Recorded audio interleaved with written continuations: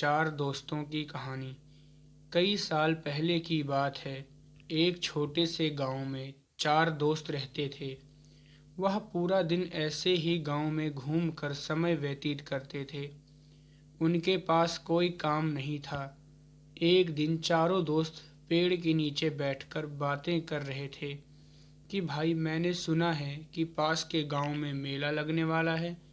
दूसरे दोस्त ने बात पूरी होने से पहले कहा कि हाँ, मैंने भी सुना है। मैंने तो मेले में जाने की तैयारी भी कर ली है।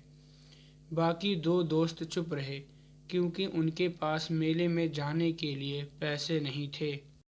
उन्होंने मना किया कि मैं नहीं जाऊंगा। दोस्तों के काफ़ी बोलने के बाद वह मान गए। सब हंसी खुशी घर गए। सब ने मेले में जाने के लिए तैयारी बना ली। सुबह होते ही चारों दोस्त उसी पेड़ के नीचे आए। सब ने खाने पीने का सामान और कुछ पैसे ले लिए। चारों दोस्त गांव से बाहर निकल आए। चलते चलते चारों दोस्त थक गए। कड़ी धूप थी। गर्मी का महीना था। चारों दोस्त गर्मी से परेशान थे। कुछ दूर और जाने के बाद एक दोस्त ने कहा कि भाइयों, अब मैं नहीं चल सकता। थोड़ी देर आराम कर लेने दो। किसी पेड़ के नीचे बैठकर पहले कुछ खाकर पानी पी लें। थोड़ा आराम करके चलते हैं। बाकी के तीनों दोस्त भी थके हुए थे। उन्होंने इसकी बात मान ली और घना पेड़ देखकर पेड़ के नीचे बैठ गए। चारों दोस्तों ने राहत की सांस ली और अपनी अपनी पोटली खोलकर मिल बांटकर खाना खाने लगे। ठंडी ठंडी हवा चल रही थी।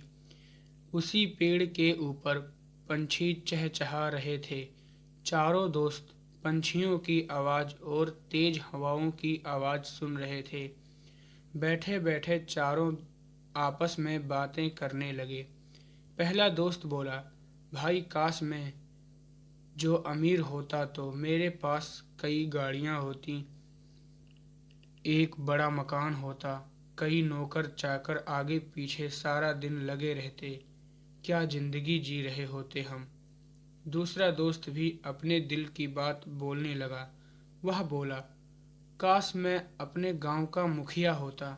सारे लोग मेरा कहना मानते, जो मैं बोलता वही करते।